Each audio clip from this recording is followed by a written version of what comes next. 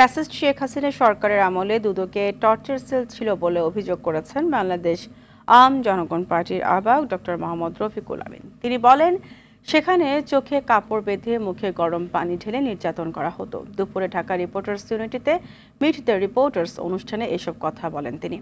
এ সময় ডেস্টিনির ২,০০০ গ্রাহকের পাওনা টাকা পরিশোধ করা তার এখতিয়ারের বাইরে বলে দাবি করেন রফিকুল আমিন।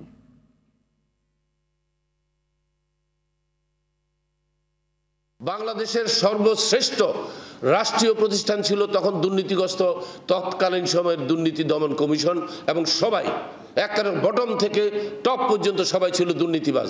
এরা কিভাবে দুর্নীতি করেছে আমি রিমান্ডে থাকা অবস্থায় দেখেছি।